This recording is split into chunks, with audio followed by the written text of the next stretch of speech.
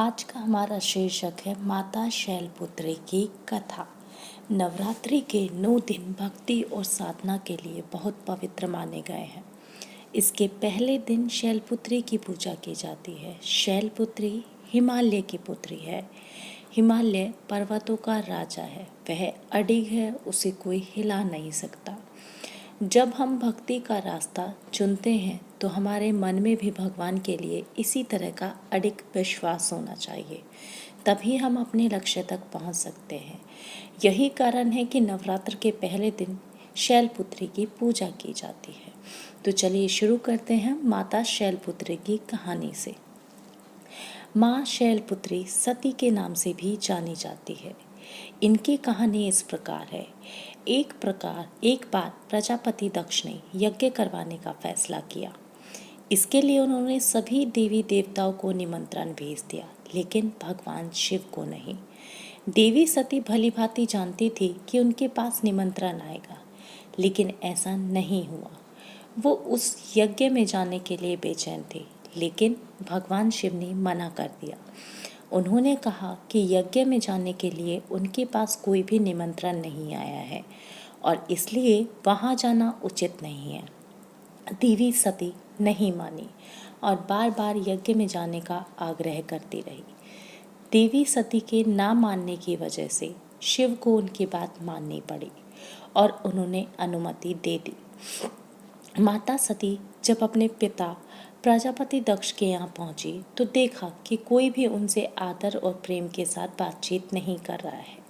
सारे लोग उनसे मुंह फेरे हुए हैं और सिर्फ उनकी माता ने उन्हें स्नेह से गले लगाया है।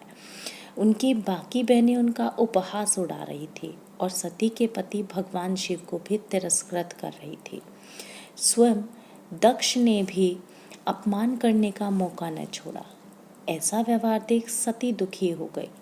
अपना और अपने पति का अपमान उनसे सहन नहीं हुआ और फिर अगले ही पल उन्होंने वो कदम उठाया जिसकी कल्पना स्वयं दक्ष ने भी नहीं की थी।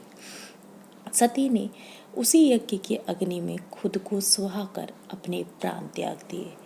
भगवान शिव को जैसे ही इसके बारे में पता चला तो वो दुखी हो गए। दुख और गुस्से की ज्वाला में जलते हुए शिव ने उस यज्ञ को ध्वस्त कर दिया।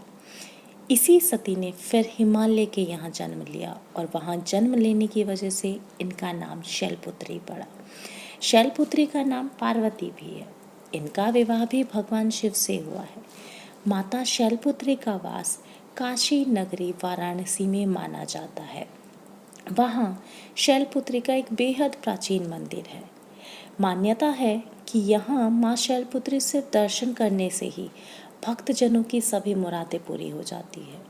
कहा तो यह भी जाता है कि नवरात्र के पहले दिन यानी प्रतिपदा को जो भी भक्त माँ शैलपुत्री के दर्शन करता है उसके सारे वैवाहिक जीवन के कष्ट दूर हो जाते हैं।